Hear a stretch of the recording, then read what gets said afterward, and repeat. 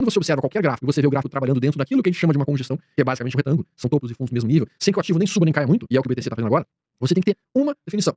Nós estamos com um tubarão atuando nesta região. É institucional se posicionando. Tudo precisa fazer.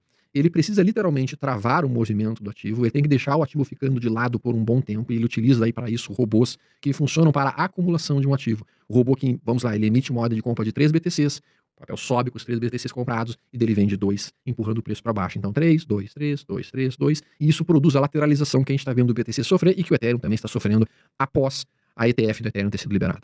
Nesse momento atual, a gente está vendo que o Trump tem como objetivo sim criar uma reserva de BTC para o governo americano. Isso que ele tem falado bastante, ele tem comentado bastante. Bom, se o governo americano tentar fazer isso, você acha que ele vai sair comprando o BTC a rodo? Não. Ele vai fazer o mesmo processo. Então esse momento de lateralização que a gente está percebendo dentro do BTC, ele funciona como todo o mercado financeiro. Quando você observa qualquer gráfico e você vê o gráfico trabalhando dentro daquilo que a gente chama de uma congestão, que é basicamente um retângulo, são topos e fundos do mesmo nível, sem que o ativo nem suba nem caia muito, e é o que o BTC está fazendo agora, você tem que ter uma definição. Nós estamos com um tubarão atuando nesta região. É institucional se posicionando nesta área de preços. E o que a gente está vendo no BTC, o que a gente está vendo no Ethereum nesse instante é justamente isso. Os grandes players, os grandes institucionais estão se posicionando nesse momento e eles ainda não compraram tudo o que eles gostariam de comprar. Então, para nós, pessoas físicas, cientes dessa informação, o que a gente pensa em fazer? Vamos deixar o BTC chegar próximo dos últimos fundos e ali vamos procurar pelos nossos sinais de entrada para ir comprando o nosso BTC junto com o que esses tubarões estão fazendo para que depois que eles tiverem comprado tudo o que eles quiseram, aí eles deixam o BTC subir e nós vamos ter novos movimentos de alta dentro dessas criptos. Essa é a dinâmica que o mercado financeiro procura entender e é isso que a gente está observando no BTC nesse instante. Mas você acredita que em 2025 a gente ainda vai ter uma força de alta significativa? Sim. Se você tentar assim, qual que é o teu alvo para BTC, para o atual verão de criptos que a gente está vencendo? O meu alvo nesse momento fica na faixa entre 215 a 240 mil dólares. Esse é meu alvo para o final desse ciclo de cripto que a gente está vendo agora. E quando é que tu diria que nós vamos ter o final desse ciclo?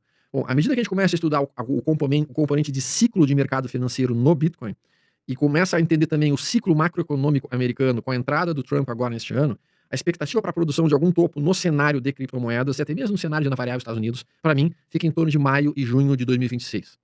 Ali seria um momento que eu estou pensando em reduzir a minha exposição em criptos e reduzir minha exposição até mesmo em renda variável americana, porque eu entendo que ali o mercado provavelmente já vai estar começando a apresentar sinais de exaustão. Maio de 2026. Entre maio e junho de 2026 seria o ponto crítico. Por que maio?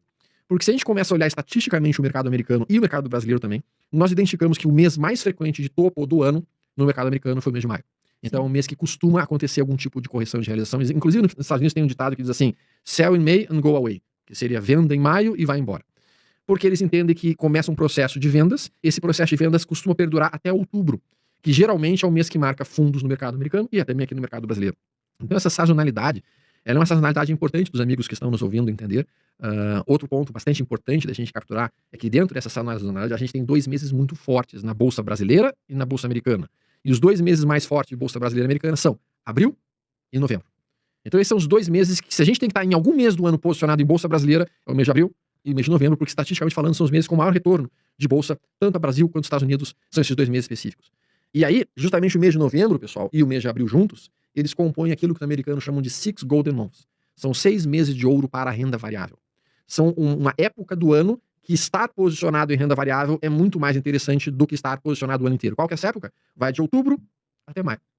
Então esses 6 meses são 6 meses que têm um retorno em torno de 2,5 vezes do retorno observado se o cara fica comprado de janeiro até dezembro. Por isso que a maior parte dos investidores americanos trazem mais dinheiro para a bolsa nessa época do ano e aqui no Brasil também.